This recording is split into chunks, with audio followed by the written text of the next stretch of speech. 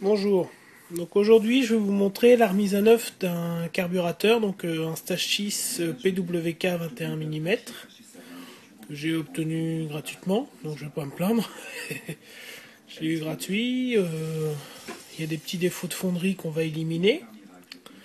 Après il va être passé au cube ultrason ou bain de citron, je sais pas, on verra. Et donc on va polir cette surface-ci, on va la polir au miroir. Je sais pas si on voit à peu près sur la vidéo.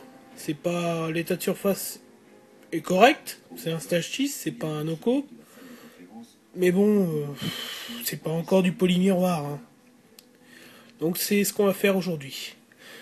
Donc pour cela, faut démonter entièrement le carburateur, hein. Donc j'ai mis les pièces ici, démontage complet. Et puis vous allez pouvoir suivre ça tout au long de la vidéo. Voilà.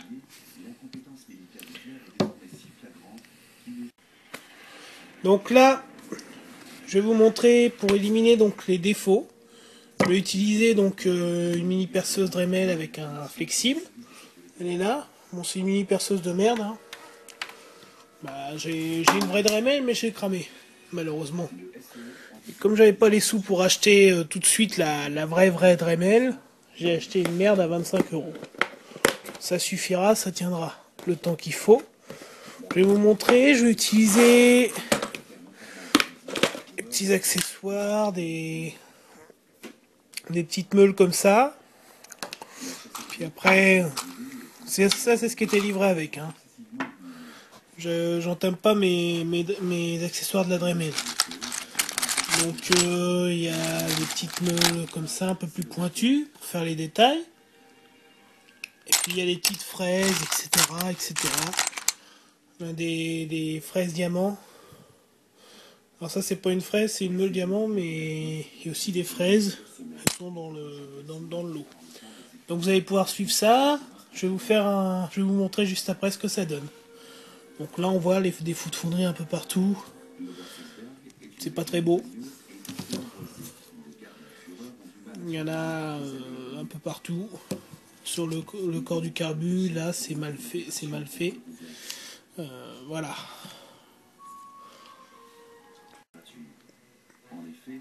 Voilà, donc là j'ai éliminé juste les petits défauts qu'il y avait là. Là un petit peu et là. Je veux pas gratter plus parce que bon, c'est juste l'extérieur, donc on s'en fout un petit peu. C'était vraiment pour que ça fasse un peu plus propre autour de l'écriture Stage 6. Et puis à ce niveau-ci où ça faisait une arête très prononcée, là je l'ai un peu arasé. Donc ça me suffit. Et les petits points qui étaient là, il y avait trois petits points. J'ai passé un petit coup dessus. Voilà, ça me suffit. Là on voit bien avec le reflet de la lumière, là où j'ai gratté, mais j'ai vraiment gratté très peu. Vous voyez, il n'y a pas de déformation. Si on tourne gentiment, on voit bien que j'ai gratté vraiment en surface, hein. Le but c'est pas de faire un truc poli pour le concours, hein. Ça je m'en fous un petit peu. La moto va rouler tous les jours avec, donc voilà. Maintenant on va passer au polissage de ça. Pour ce faire, 400 à l'eau. Je vais commencer par le 400 à l'eau, donc pas mal de temps à gratter au 400 à l'eau, et ensuite au papier 600. Puis après, j'ai pas encore été le chercher, mais je vais aller chercher dans ma réserve de papier. J'ai du 800. Il va être passé au 1200, au 1600 et au 2000.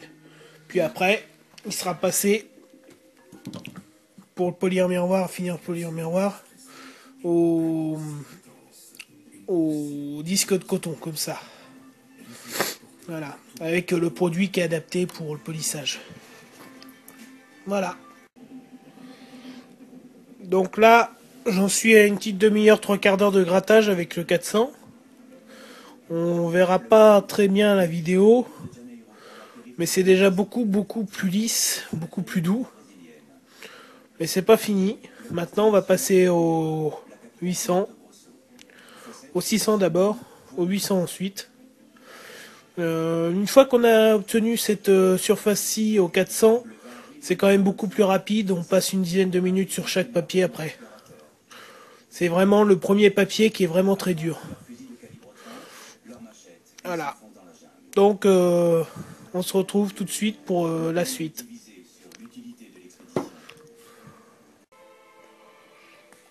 Voilà, donc là j'en suis au 800. Hein. Ça commence à prendre une allure de... Pas de miroir encore, mais de surface vraiment bien lisse. Au toucher, c'est vraiment lisse comme un chrome, par exemple. On a vraiment l'impression de toucher quelque chose de parfaitement lisse. Donc là, on va continuer. Je vais passer au 1600 et au 2000. Et puis je vais vous montrer après. Et ensuite, je passerai un coup de mirror dessus. Parce que j'ai plus de belle gomme alu. Ouais, malheureusement. Mais bon, le mirror, ça marche pas mal aussi. Hein. J'utilise du miroir, puis j'utilise aussi la pâte prévue pour ces petites machines. Donc c'est en pot comme ça, pour les trucs, pour les Dremel. J'utilise ça aussi, j'en mets un petit peu sur le disque coton. Et on attend qu'il n'y ait plus de marque dans la surface polie. Et on obtient une surface vraiment bien lisse. Après on passe un coup de mirror et c'est un vrai miroir. Voilà. Donc on se retrouve tout de suite pour la suite. Voilà, donc là je suis après le passage au 2000, donc on peut voir que ça brille déjà, c'est très très très brillant. Là, on a presque un miroir. Vous allez voir que ça va être véritablement de beaux reflets qu'on va avoir juste après le passage de la brosse de polissage, du coton de polissage et du mirror. Voilà. Donc je vais vous montrer ça juste après. Déjà ça a quand même une bien meilleure gueule que au départ. On voit les reflets quand même. C'est vraiment très lisse, c'est très brillant. Et pourtant là on est juste au papier ponçage, hein. On n'a pas encore passé de belle gomme ou autre chose.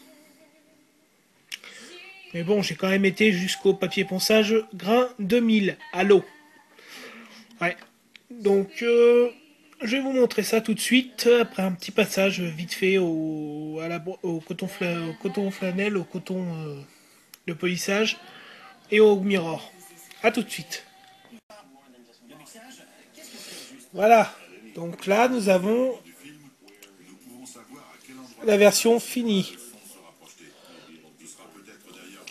On me voit dedans. C'est vraiment un vrai miroir là. La technologie qui vous permet d'entendre un vaisseau spatial vous filer sous le nez à 360 degrés n'existerait pas sans Skywalker Sound, une branche de Lucasfilm basée dans le Presidio de San Francisco. Le THX a été créé pour améliorer les vieux systèmes audio des salles de cinéma. Voilà, il est parfait. Donc c'est fini. On n'y touche plus.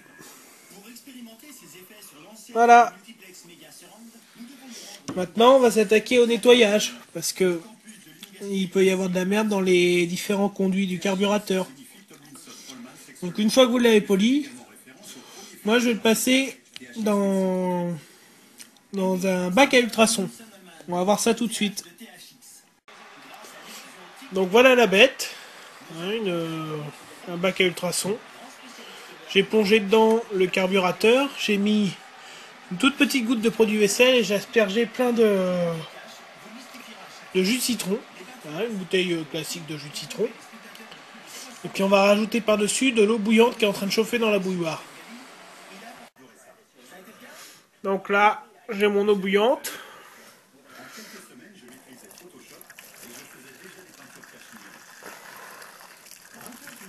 On va la verser dessus. Et puis après, on va mettre à tourner pendant une dizaine de minutes. Voilà, donc ça a été fait. Ça a été nettoyé. On voit pas très bien sur la vidéo, mais il a une couleur beaucoup plus Il fait neuf quoi. Donc maintenant on va passer au montage du carburateur. Donc j'ai pas expliqué le nettoyage des différents éléments, hein, parce que ça a été fait au préalable. La cuve, j'ai pas encore de cuve de remplacement. Donc j'ai utilisé celle-ci pour le départ et pour le remontage là tout de suite. Mais elle sera probablement remplacée. Sinon, bah, il faut les petits outils nécessaires. Donc une petite clé à molette, très pratique, j'utilise pour le modélisme. Après, une boîte de tournevis, d'embout de tournevis avec son tournevis à cliquer. Et puis les douilles. Hein. Là, c'est du Dexter. Un pied à coulisse. Et puis ça, c'est des pinces. Une trousse de pinces. Voilà. Donc, je vous retrouve tout de suite pour vous montrer le carburateur une fois terminé. Donc voilà, il est terminé de remonter. Un beau brillant. Un vrai miroir. On peut voir, j'ai volontairement laissé le capot non traité aux ultrasons et aux citrons, etc. On voit bien la différence de couleur. Hein, alors qu'avant, la couleur était quasi identique au début. Ensuite, bah, tout a été remonté, nettoyé, dégraissé. La cuve, malgré un nettoyage, il y a une tache noire dedans. Je sais pas pourquoi. Puis bon, elle me paraît pas top top. De toute façon, je vais la changer, ça c'est sûr. Parce que j'ai pas envie d'avoir des fuites ou des conneries comme ça. Donc, il va y avoir changement de la cuve. Et ici, il n'y a pas les vis les vis n'ont pas été fournies. Et je vais racheter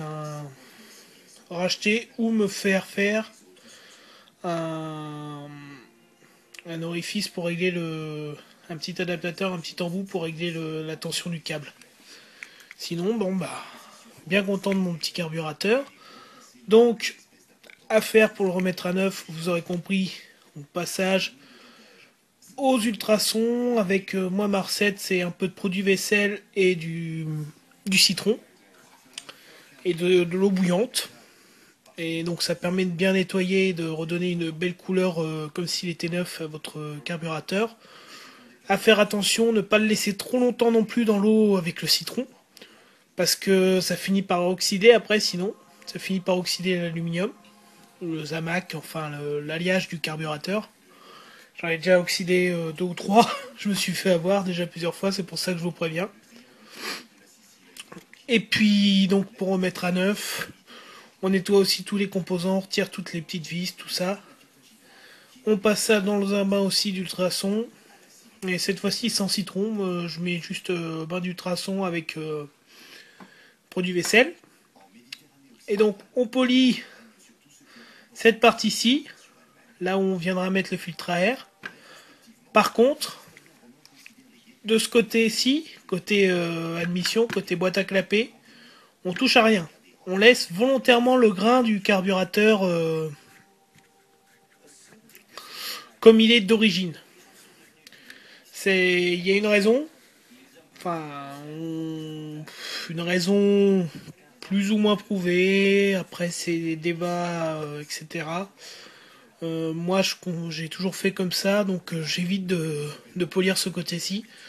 Il y en a qui le font, mais il y a un phénomène de ce qu'on appelle un phénomène de remont des gaz, ou une perturbation des gaz.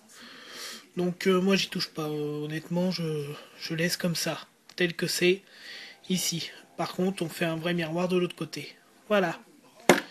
Donc, vous avez pu assister à la remise presque à la remise à neuf du carburateur. Je ferai d'autres photos pour vous montrer une fois qu'il sera équipé de la nouvelle cuve et des nouvelles vis en haut.